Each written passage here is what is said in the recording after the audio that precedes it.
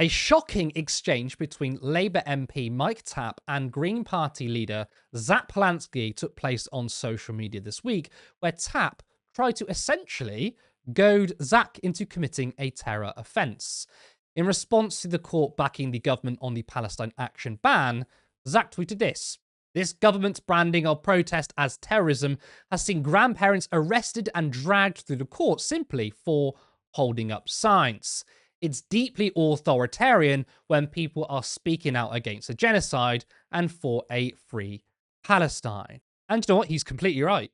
He's absolutely right. I mean, the decision for the courts to side with the ban is shameful, and it's an attack on our freedom of speech. Simply saying the term, I support Palestine Action, can land you up to 14 years in jail. Mike Tapp responded in the most disgusting way, potentially coaxing Zack into doing just that. Do you support the Palestine Action Group?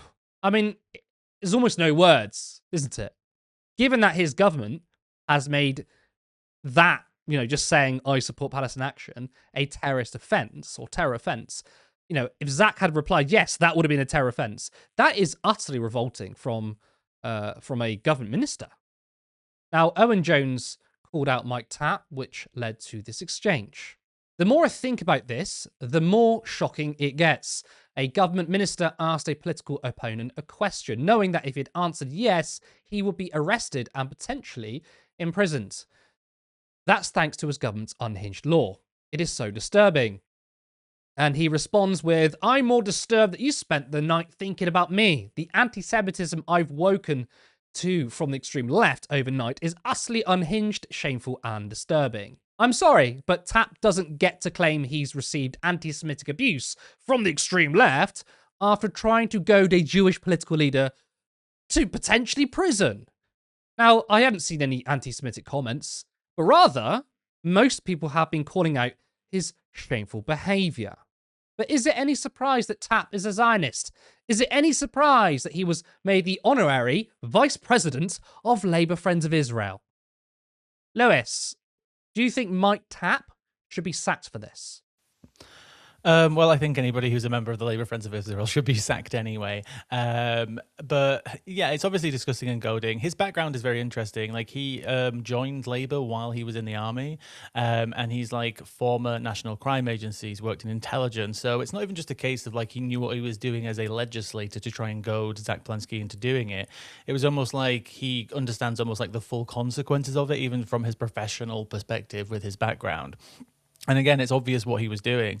Around the time that he was nominated as the honorary vice president of the Labour Friends of Israel, it was the same time, oh God, I'm forgetting his name, John Pierce?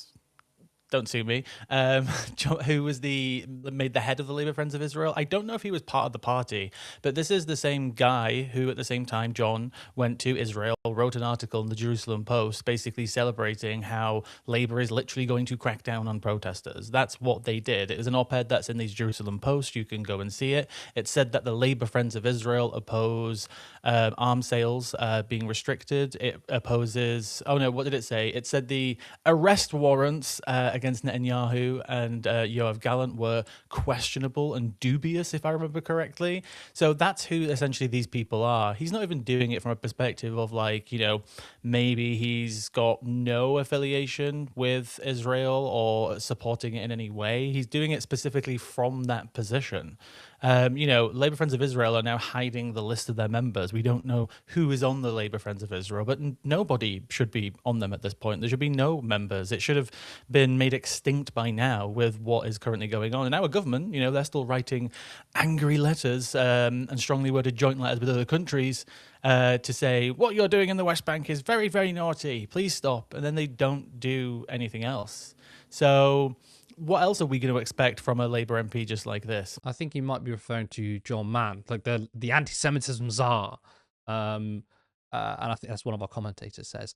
Also, Becca says, and I suspected this, but I didn't want to say it until it's confirmed, but he's not even Jewish. So he's saying, I've received anti-Semitic abuse. You're not even Jewish, but you're goading an actual Jewish leader of a political party, like potentially to prison. And that's the thing, is like, you made up these rules, you set up those rules, and then you're goading someone to fulfill your rules. In terms of Labour Friends of Israel, look, if we're going to prescribe groups right?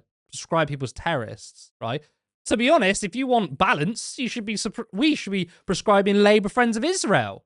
I mean, you want to think that smashing up Elbit systems is an act of terrorism? What about sniping babies in the head? What about allowing Palestinians prisoners to be raped by dogs? And for anyone watching, think I'm being hyperbolic. I'm not. These are documented cases. These things are happening, just like IDF soldiers are sniping babies in the head. These are documented. I'm not just saying crazy shit. In fact, the craziest thing you can think about in the IDF, they probably won up to in real life.